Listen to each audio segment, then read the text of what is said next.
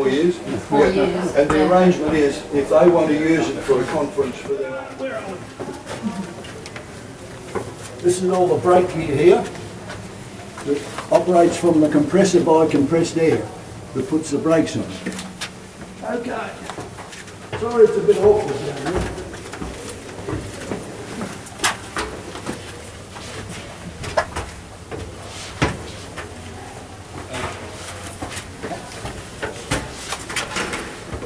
Right, now that resistor.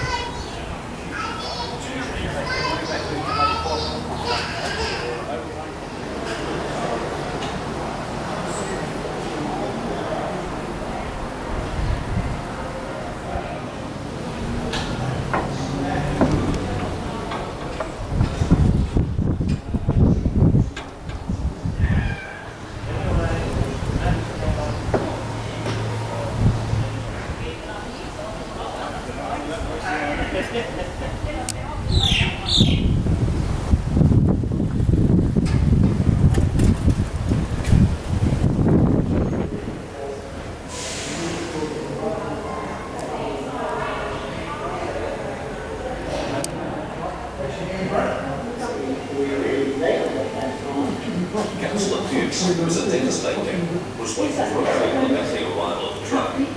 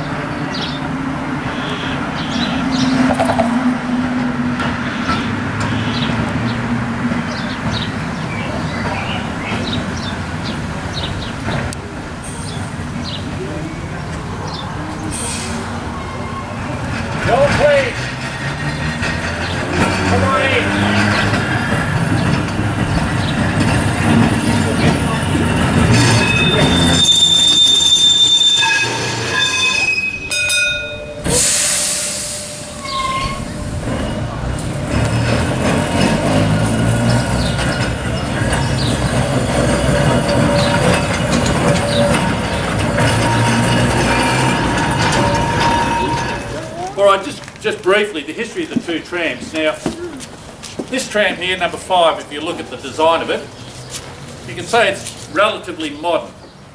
You look at the tram behind, number 17, it looks somewhat primitive. Yet, believe it or not, they sat side beside each other in the factory of Junction and Fraser in Adelaide way back in 1913.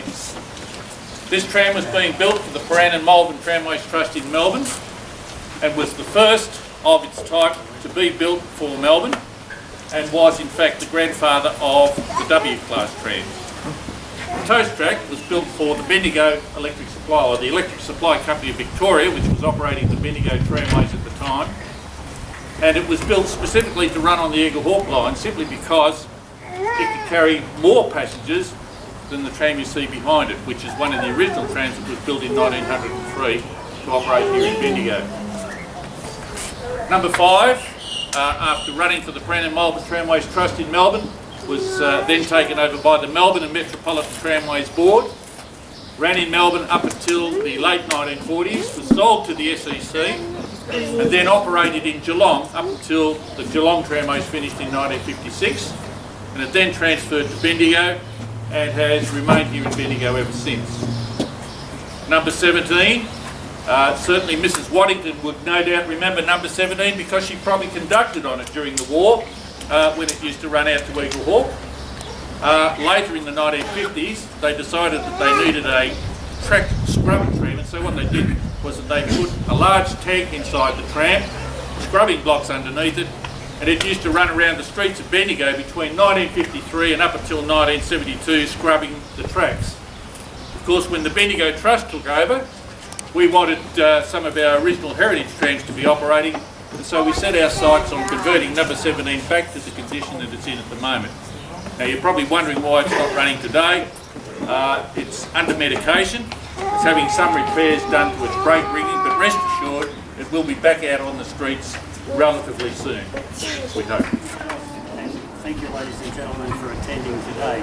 But a bigger thanks to the Bendigo Tramways for making the opportunity to launch this DVD today on this occasion. I can't imagine a more suitable location and occasion to do such a thing.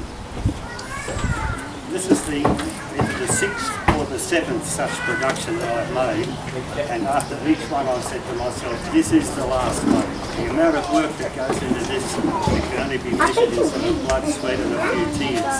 But for some reason I decided to pursue a further one and make this one about Bendigo. The real reason, the real background behind me making this was a chance conversation with Joseph Gould several years ago about his efforts to persuade the council to reintroduce trams in View Street.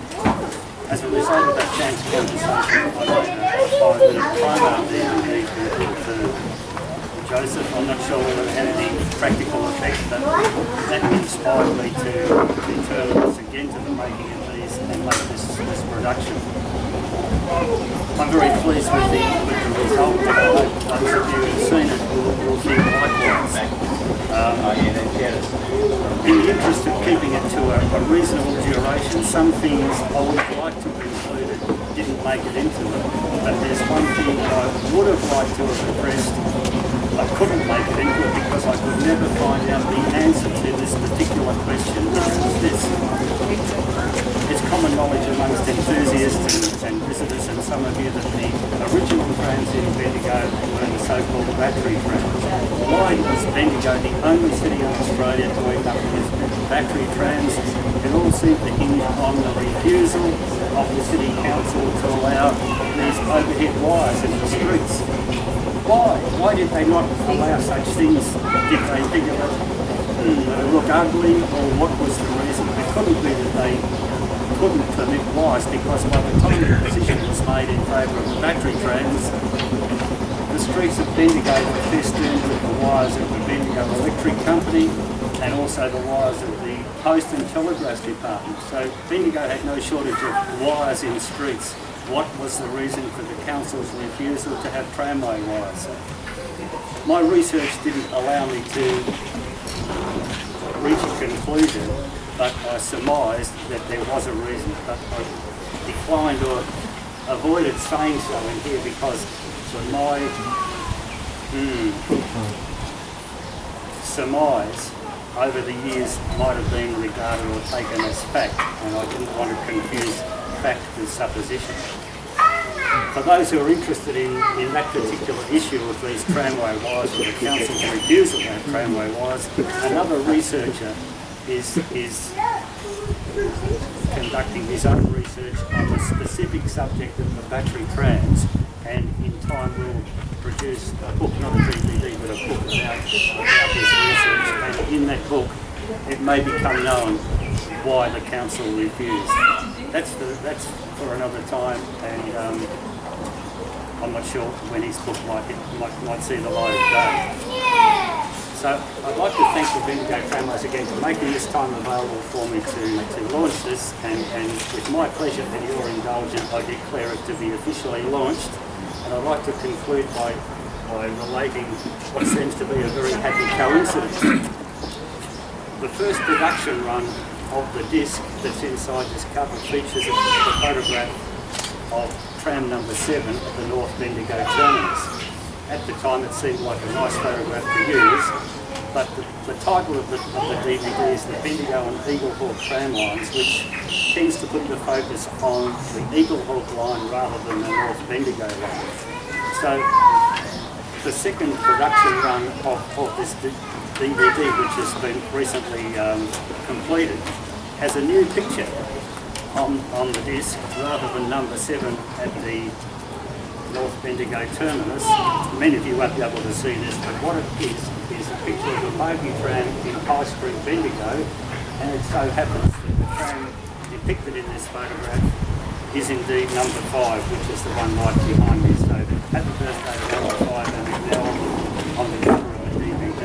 I should also mention that the photographs used on that disc and its predecessor and on the front of the DVD from Michael Schrader, who is here today and who was one of the many people who assisted in the making of this DVD. I should also mention that Nick McGowan was equally helpful with information and assistance over the time that it took me to make it, which, as I can't help but tell you, it took 2 years to put this together. So I hope those of you who've seen it enjoyed it. I hope those of you who haven't seen it might acquire it and get the same amount of enjoyment. Several people that have seen this DVD have said to me, you made one about Geelong and you made one about Bendigo, but what about the third one for Ballarat? Well, that's to steal the last words of the narrative of this DVD. Whether I make one for Ballarat, that's another story for another time. Thank you for your attendance today, and thank you for listening to me. Kiss the nearest train.